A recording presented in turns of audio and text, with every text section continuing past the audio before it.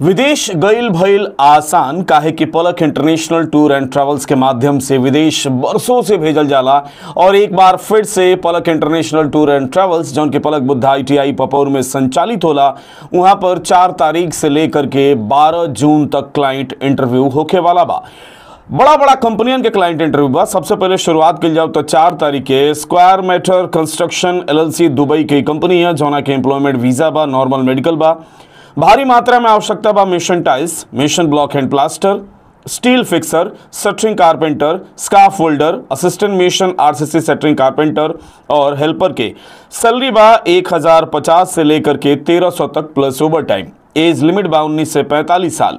8 घंटा के ड्यूटी बा प्लस 2 घंटा के ओवर टाइम फिक्स बा।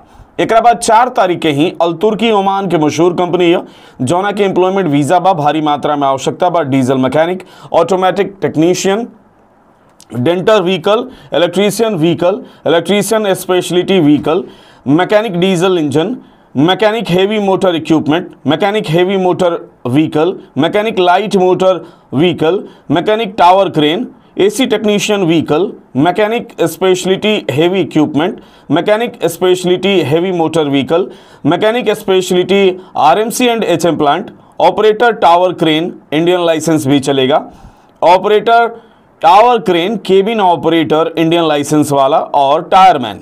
सैलरी जौन बा 90 से लेकर के 200 तक बा, कुछ में नेगोशिएबल बा। एज लिमिट बा 21 से 42 साल। एक बाद 5 तारीख के इराक और कतर खातिर अल्गेंजिया कंपनी है UCC अल्गेंजिया मैकेनिकल इराक के कंपनी है जौना के नॉर्मल मेडिकल बा, एम्प्लॉयमेंट वीजा बा, भारी मात्रा में आवश्यकता बा इलेक्ट्रीशियन जौन के सैलरी जौन बा इराकी दिनार में बा 3,76,300 से 4,17,591 तक प्लस ओवर टाइम बा। एक अलावा कतर खातिर एमे भी इलेक्ट्रीशियन चाहिए लेकिन सिर्फ और सिर्फ मुस्लिम कैंडिडेट चाहिए। एक सैलरी जौन बा 1050 से लेके 1150 तक बा प्लस ओवर टाइम बा। एज लिमिट बा 22 से 45 साल। एक बाद 5 तारीख के शोभा कंपनी जौना के इंतजार हुआ सबके रहेला। शोभा कंपनी दुबई के कंपनी है, नॉर्मल मेडिकल बा, एम्प्लॉयमेंट वीजा बा, भारी मात्रा में आवश्यकता बा wall painter, mission tile, mission block and plaster, mission marble, painter pop mission, gypsum carpenter, furniture carpenter और स्काफोल्डर के। सैलरी जौन बा 850 से लेकर के 1200 तक बा प्लस ओवर टाइम बा। साथ में खाना पीना सब फ्री बा। एज लिमिट बा 20 से 45 साल। साथ ही शोभा कंपनी के जौन लाभ मिलेला एम्प्लॉय के कि एम्प्लॉय के पत्नी के खाता में हर महीना 2000 रुपया, साथ ही 12 साल तक के बच्चन के पढ़ाई खातिर 10,000 रुपया सालाना देहल जाला। बर्थडे एनिवर्सरी भी मनावल जाला। एक बाद 6 तारीख के Alec engineering contracting company Dubai की मशहूर कंपनी है, नॉर्मल मेडिकल बा, एम्प्लॉयमेंट वीजा बा, भारी मात्रा में आवश्यकता बा mason shuttering carpenter, steel fixer, mason charge hand, carpenter charge hand और हेल्पर के। सैलरी जौन बाटे एमे 725 से लेकर के 1270 तक बा और चार्ज हैंड के जौन सैलरी बाटे उ डॉलर में 1300 बा। एज लिमिट जौन बाटे 18 से 55 साल बा। हेल्पर खातिर 18 से 45 साल बा। 8 घंटा के ड्यूटी, 2 घंटा के ओवर टाइम, यानी कि एक ज्यादा उम्र वाला लोग के भी प्रेफरेंस दे ले तो ज्यादा उम्र वाला लोग के भी सिलेक्शन हो सकता। एक बाद 7 तारीख के NPC ट्रोजन UAE की कंपनी है, नॉर्मल मेडिकल बा, भारी मात्रा में आवश्यकता बा मिशन शटरिंग कारपेंटर कम RCC, steel fixer, rigger, fabricator के। सैलरी जौन बाटे में 1000 से लेकर के 1800 तक बा प्लस ओवर टाइम बा। टारगेटेड सैलरी जौन बाटे 1500 से लेके 2200 तक बा। 8 घंटा की ड्यूटी बा प्लस 4 घंटा के ओवर टाइम फिक्स बा। 30% काम जाने वाला लोग के सिलेक्शन हो जाई और 7 से 10 दिन के अंदर फ्लाइट हो जाई। एक बाद 8 तारीख के target engineering construction company Dubai के मशहूर कंपनी है जौना के नॉर्मल मेडिकल बा, भारी मात्रा में आवश्यकता बा mission steel fixer, shuttering carpenter और हेल्पर के। सैलरी में ग्रेड वाइज होला। सैलरी बाटे 725 से लेकर के 1270 तक प्लस ओवर टाइम बा। एज लिमिट जौन बाटे एमे 18 से 55 साल बा, यानी कि ज्यादा उम्र होई तब वो सिलेक्शन हो जाई। 8 घंटा की ड्यूटी के बाद 2 घंटा के ओवर टाइम कंपलसरी बा। एक बाद 9 तारीख के अल तुर्की ओमान के क्लाइंट इंटरव्यू बाटे जौना में एम्प्लॉयमेंट वीजा बा, भारी मात्रा में आवश्यकता बाटे एस्फाल्ट स्प्रे मैन, एस्फाल्टर स्क्रोमैन के सैलरी 90 से 180 प्लस ओवर टाइम बा। एज लिमिट बा 21 से 42 साल। एक बाद 10 तारीख के शोभा कंपनी के दुबई के कंपनी है।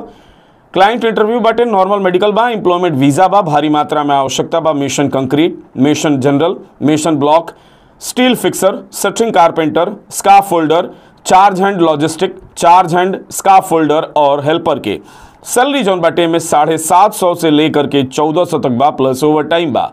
साथ में रहना खाना फ्री बा। एज लिमिट बा 19 से 45 साल। शोभा कंपनी के जौन फैसिलिटी बटे कि कारीगर के जन्मदिन सालगिरह मनावल जाला, पत्नी के खाता में हर महीना 2000 रुपया भेजल जाला और 1 से 12 साल तक के बच्चन के पढ़ाई खातिर 10,000 रुपया प्रति वर्ष देहल जाला।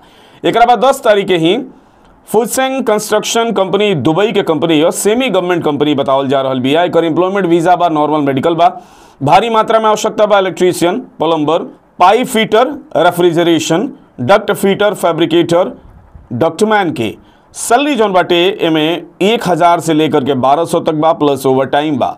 8 घंटा की ड्यूटी के बाद 5 से 6 घंटा के ओवर टाइम में कंपलसरी बा। एज लिमिट बा 20 से 42 साल।